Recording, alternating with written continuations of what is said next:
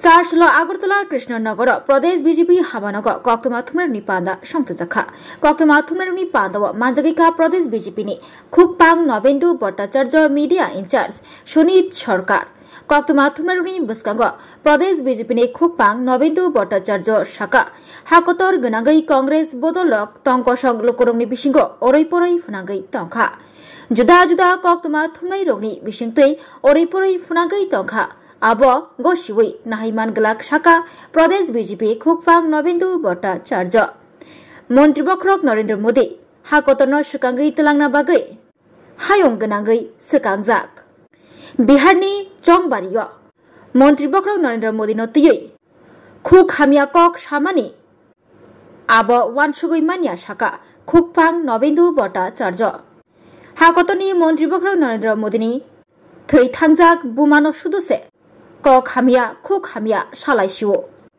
अब हदाव गसिवै नाहामाया पार्लामेन्टनि बिसिंग अबहाय खुक हामिया सामानि पार्लामेन्ट बिसिंग सिमिया पार्लामेन्टनि फातारब अबहायके खुक हामिया सावै तंगो नै यासी सुरका कांग्रेस बदलनि शाखाव हायनि बागै कांग्रेस बदल न नाकार मानगलाक शाखा प्रदेश बीजेपी खुकपाङ नवेन्दु भट्टाचार्य कांग्रेस बदल कांग्रेस वोट रमै नारगमाया अंगै तंगो हायनि बागै फेक बुट रिवै बिहार जे रग बुटा रगनि मुं सिका बरकन नरना बागै हास्ते हापांन नायकिनि खलायनानि शाखा बीजेपी खुकपाङ नवेन्दु भट्टाचार्य आबो कारिब हास्त्रि कांग्रेस बदल न फिरक मुं रिनानि जवाब रिनानि कक शाखा तै तामुनि बागै हाकतनि मन्त्री बख्रक न कक हामिया खुक हामिया सालायमानि तयै जवाब रिनानि फिरक मुं रिनानि शाखा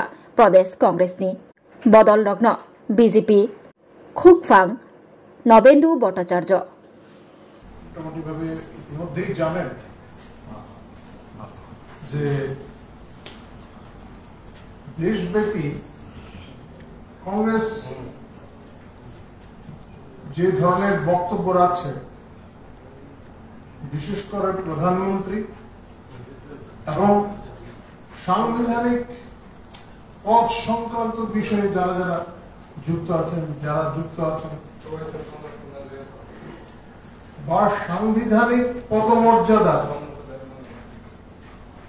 যারা রয়েছেন তাদের সম্পর্কে যে ধরনের বক্তব্য রাখছে সম্প্রতি বিহার নির্বাচনকে সামনে রেখে রাহুল গান্ধী যাত্রা করছেন কংগ্রেসের এই যাত্রায় আরজেডিও রয়েছে বিহারের আঞ্চলিক দল তারা সবাই আতঙ্কিত যে তারা যেভাবে এতদিন রাজনীতি করে এসেছিলেন তাদের পরিবার যেভাবে রাজনীতি করে আসছিল বংশ পরম্পরায় তারাই শাসন করবেন বাকিরা শোষিত হবেন এই ধারণা তারা তাদের এখন বাস্তবায়ন করতে পারছেন না অতি সাধারণ ঘর থেকে উঠে আসা মাননীয় নরেন্দ্র মোদী দেশের প্রধানমন্ত্রী হয়েছে এবং ইতিপূর্বে সকল রেকর্ড তিনি ভেঙে দিচ্ছেন দেশে ইতিপূর্বে যা হয়নি যে সাফল্যের মাপকাঠি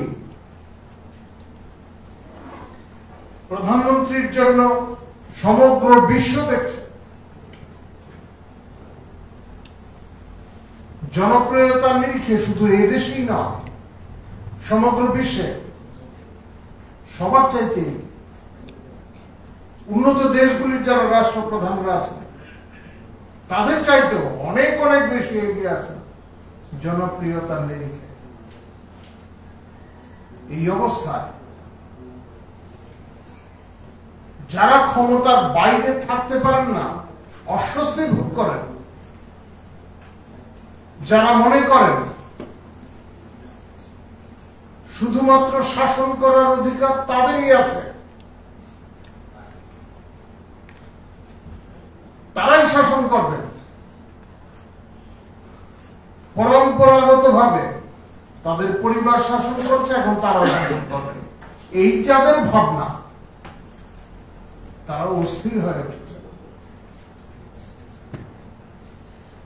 প্রধানমন্ত্রীর বিরুদ্ধে অশালীন মন্তব্য এটা প্রথম না, এর আগেও হয়েছে, বিভিন্ন সময় হয়েছে। 2014 সালে যখন নরেন্দ্র মোদীজির নেতৃত্বে আমাদের সরকার প্রতিষ্ঠিত হয়েছে, তখন থেকেই আক্রমণ চলছে, বিভিন্ন সময় বিভিন্ন। আপনারা জানেন এগুলি, মত কি সৌদাগর, চোর, এই সমস্ত শব্দের ব্যবহার আগেও আছে, মানুষ জবাব দিয়েছে। এখন সব সীমা লঙ্ঘন করে গেছে।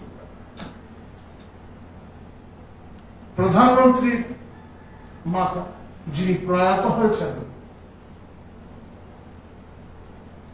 100 বছরের বৃদ্ধা যিনি প্রয়াত হয়েছেন, ওনার বিরুদ্ধে অশালীন মন্তব্য করছে, অশালীন শব্দ ব্যবহার করছে। এগুলি কিসের ইঙ্গিত?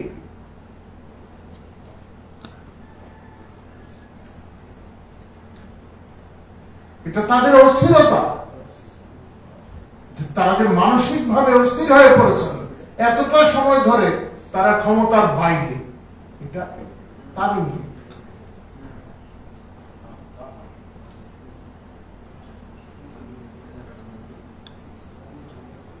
এটা ভারতীয় সংস্কৃতিতে আমরা চিন্তাও করতে পারি না। রাজনৈতিক লড়াই চলবে, মতাদর্শগত ভাবে ওদের মধ্যে সংঘর্ষ চলবে, জনগণ যাকে চাইবে কাজের নিরিখে তারা শাসন ক্ষমতায় আসবেন। সরকারে কোন দল স্থায়ী না, কিন্তু এইভাবে এটা গণতন্ত্রের জন্য, আমাদের দেশের গণতন্ত্রের জন্য এটা এইভাবে অস্থিরতা সৃষ্টির চেষ্টা।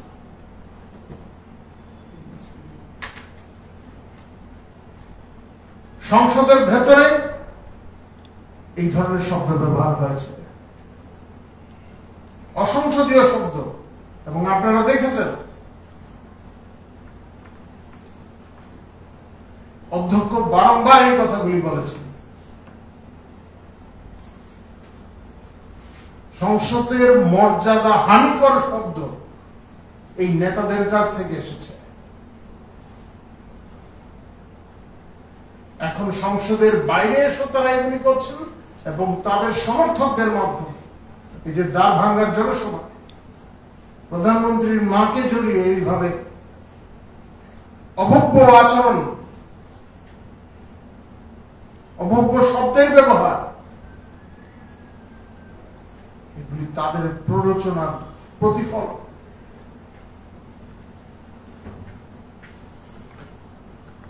এই জন্য কংগ্রেসকে কখনো ক্ষমা করবে না। তারা দেখছেন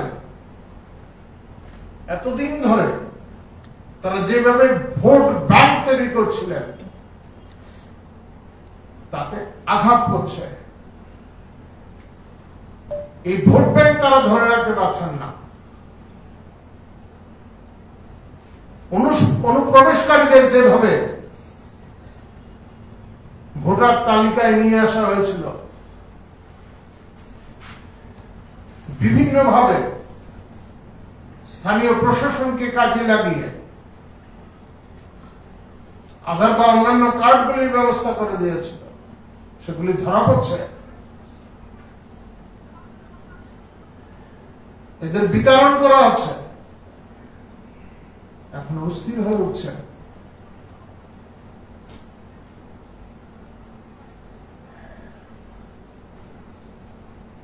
কিন্তু এইভাবে ঠিক আছে, রাজনৈতিক ভাবে লড়াই হতে পারে, দাবি আন্দোলন আপনারা করতে পারেন, গণতান্ত্রিক পরিকাঠামো এগুলি চলবে। কিন্তু এই ধরনের অশালীন শব্দের ব্যবহারের মাধ্যমে আপনারা দেশের গণতান্ত্রিক যে কাঠামো, সমগ্র বিশ্ব আমাদের সম্মান করে গণতান্ত্রিক কাঠামোর জন্য। ভারতবর্ষের গণতন্ত্র সফল হয়েছে, সংসদীয় গণতন্ত্র এই দেশে সফল হয়েছে, কিন্তু এই ধরনের শব্দ ব্যবহারের মাধ্যমে আপনারা বিশ্বের সামনে কি তুলে ধরছেন?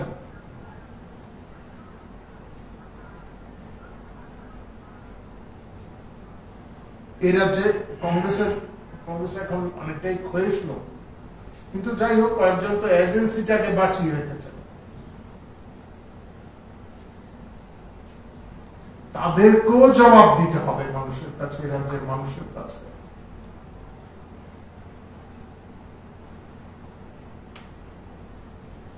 তাদের নেতা রাহুল গান্ধী কি ধরনের কথাবার্তা বলছেন, প্রধানমন্ত্রীকে তুই করে সম্বোধন,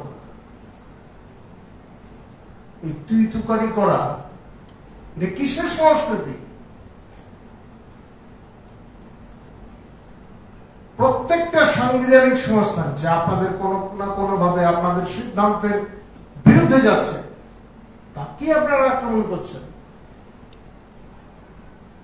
নির্বাচন কমিশন, বিভিন্ন সময় নির্বাচন কমিশনের যে সিদ্ধান্তগুলি তার বিরোধিতা আমরাও করি বিভিন্ন সময়, বা বিভিন্ন পদক্ষেপ নিয়ে আমরা দাবি জানাই, প্রত্যেকবার এইগুলি। কিন্তু এখন যেটা চলছে চরম মিথ্যাচার,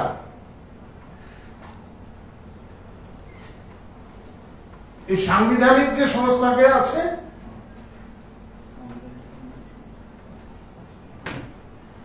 এই সাংবিধানিক সংস্থাটিকে একেবারে হেয় প্রতিপন্ন করার চেষ্টা।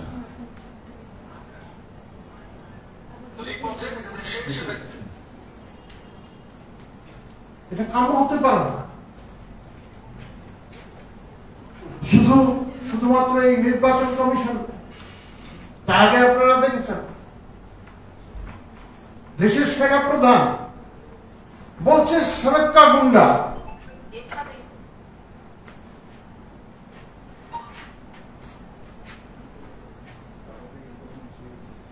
দেশের আদালতের কোন রায় যদি তাদের বিপক্ষে যায়, তখন জুডিশিয়ারির বিরুদ্ধে,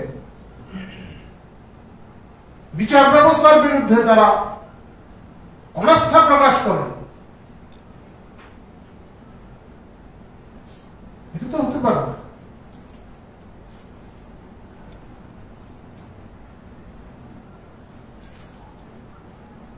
দীর্ঘ সময় কংগ্রেস ক্ষমতায় ছিল এদেশে স্বাধীনতার পর থেকে,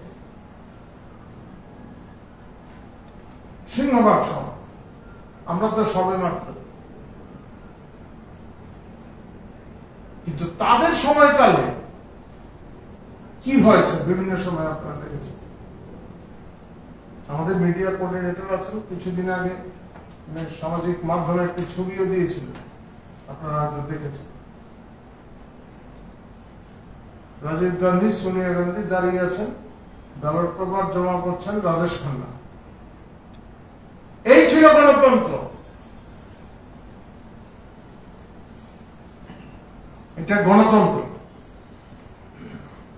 এখন এই যারা কংগ্রেস বা তার সঙ্গে যারা আছেন, তারা বলছেন এই দেশে গণতন্ত্র নেই।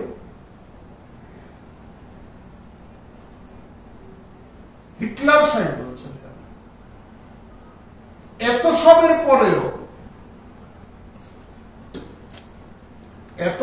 পরেও এই ধরনের অভব্য শব্দের ব্যবহারের পরেও সংসদের ভেতরে বাইরে তাদের মতাধিকার, তাদের বাক স্বাধীনতা অক্ষুণ্ণ আছে। আর কোন দেশে এটা সম্ভব?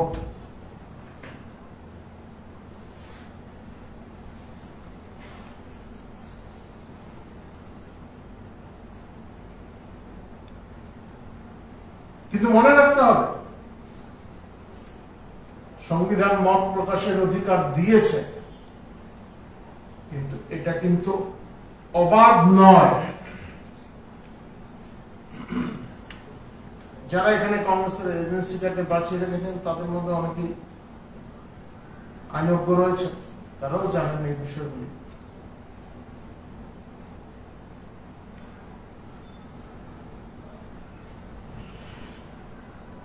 আমরা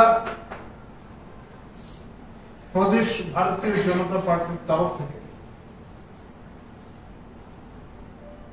কংগ্রেস নেতা তথা কংগ্রেসের এই যে অনুগামীরা আছেন, রাহুল গান্ধীর অনুগামী, কংগ্রেসের সবাই তো আর রাহুল গান্ধীর অনুগামী না।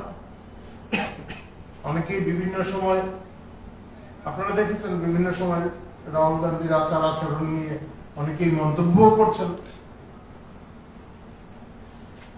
যদিও তারা কংগ্রেসে সেই মর্যাদা পাচ্ছেন না।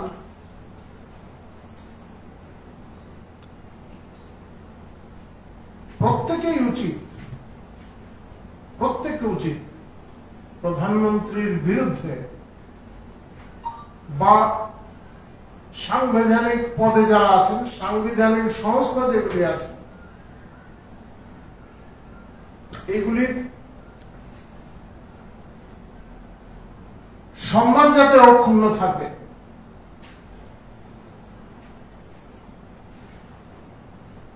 সেই বিষয়ে সংশ্লিষ্ট নেতাদের, যাদের বোধ শক্তি নেই,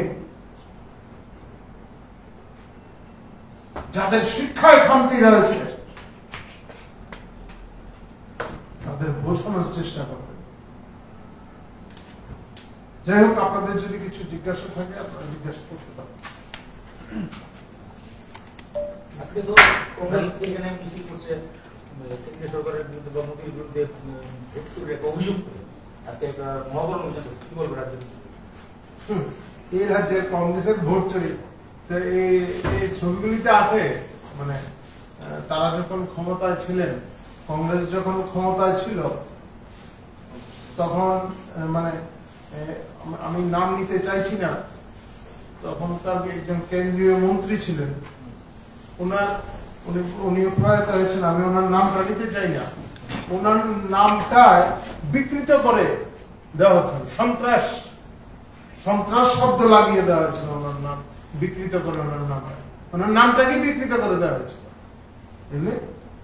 বিরোধীরা এই রাজ্যের জনগণ করেছে। আর এই কংগ্রেস মানে উপনির্বাচন হয়েছে, আপনারা যারা প্রবীণ সাংবাদিকরা আছে খেয়াল থাকবে, সিমনার উপনির্বাচনে কি হয়েছিল। এই সমস্ত বিষয়গুলি কেউ ভুলে যায়নি। কংগ্রেস বলে ভোট চোরের কথা, আর এই রাজ্যে, আর তারপরে যাদের বিরুদ্ধে এতদিন ধরে তারা ভোট চুরির অভিযোগ তুলছিল, সাইন্টিফিক রেগিং বলতো, আর তাদের সঙ্গেই এখন গাছড়া বেড়েছে। কংগ্রেসের তো বলার অধিকারই নেই এই রাজ্যে, বলার অধিকারই নেই। কংগ্রেসের নেতৃত্ব বলেছে আজকে বিহারের সামনে ভোট, ত্রিপুরা রাজ্যের মানুষকে সচেতন করতে এসেছে ভোট চোরের ব্যাপারটা নিয়ে। বিহারের সামনে ভোট, ত্রিপুরা রাজ্যের জনগণকে ভোট চোরের ব্যাপারে, ভোট চুরি হচ্ছে, এটা সচেতন করতে এসেছে, এই কথা বলেছে। গতকাল ওদের ইনচার্জ অভিযোগ করেছে যে 2023 সালের নির্বাচনে নাকি ভোট চোরের মাধ্যমে রাজ্যে ক্ষমতা এসছে না। এই যে নেতা এসছেন সম্ভবত এর আগে আর কখনো আসেনি ত্রিপুরাতে। ত্রিপুরাতে আমি ঠিক আছে, এটা হয়তো ওনার পলিটিক্যাল ট্যুরিজমের মধ্যে পড়ে, উনি আরো থাকুন, ত্রিপুরাতে আসুন, প্রায়শই আসুন, আসার চেষ্টা করুন, ত্রিপুরাটাকে দেখুন, বিভিন্ন জায়গায় যান। কিন্তু যারা এজেন্সিটা বাঁচিয়ে রেখেছেন তাদের সঙ্গে কথা বললে হবে না, একটু ঘুরে জানার চেষ্টা করুন এ রাজ্যে কি হচ্ছে, মানুষ কি চায়, মানুষ কি বুঝছে, এইগুলি একটু বলার চেষ্টা করুন। দেখেন, কথা বলার জন্য কথা বলে গেলে মানুষ তো শুনবেন, মানুষ শুনবে না। পলিটিক্যাল ট্যুরিজম নিয়ে এসছে, আমরা স্বাগত জানাই, ত্রিপুরাটা একটু ঘুরে দেখুন, মন্দ হবে না।